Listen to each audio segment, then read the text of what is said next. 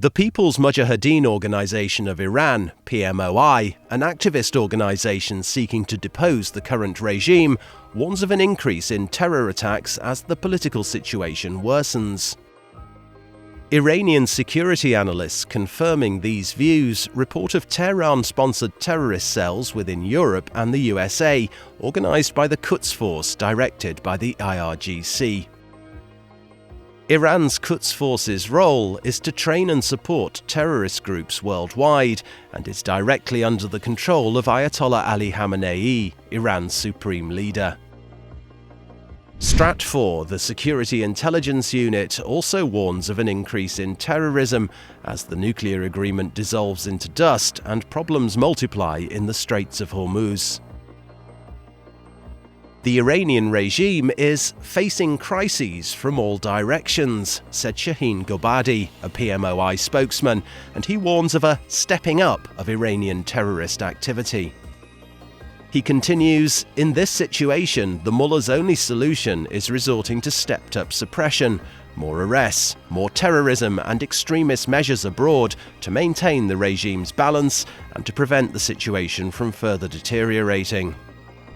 Export of extremism, terrorism and belligerence in the region have been a pillar of survival of the clerical regime for the last 40 years.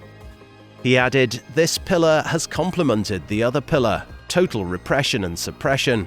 These two constitute the main pillars of the clerical regime, based on the concept of velayat-i-faqih, or the complete rule of the religious leader." Stratfor's analysis shows direct Iranian involvement in Iraq, Lebanon and Gaza, Iranian provision of weapons, finance and training in Saudi Arabia, Syria, Afghanistan and Lebanon. Iranian terror plots haunt Europe, the Americas, Asia and Africa. They state, Iran's embassies, intelligence networks and proxies give it a global reach. Recently, Iranian-funded proxy organizations have apparently been involved in the 6 shipping attacks in the Strait of Hormuz. British security issued warnings of a continued high risk of threats from Tehran-funded proxies, as the UK is drawn further into Iranian and Middle East issues. Following the stopping of the Iranian tanker the Adrian Darya 1, formerly the Grace 1, in Gibraltar for contravention of EU regulations, Iran seized the British-flagged Stena Impero, even though it is owned by a Swedish company.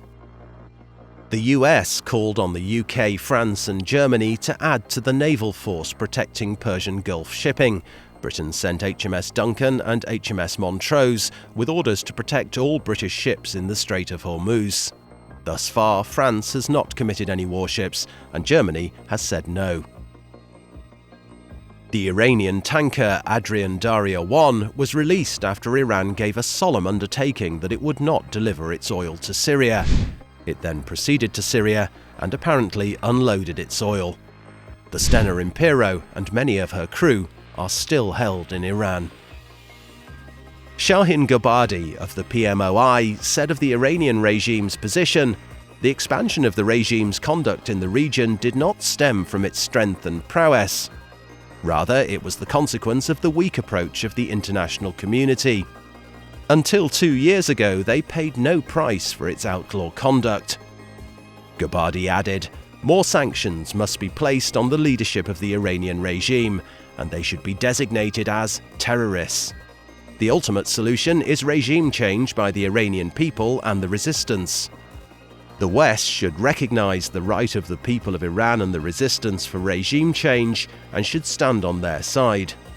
Gobadi concluded, "The clerical regime has never been as weak as today, and the prospect of its overthrow has never been so close."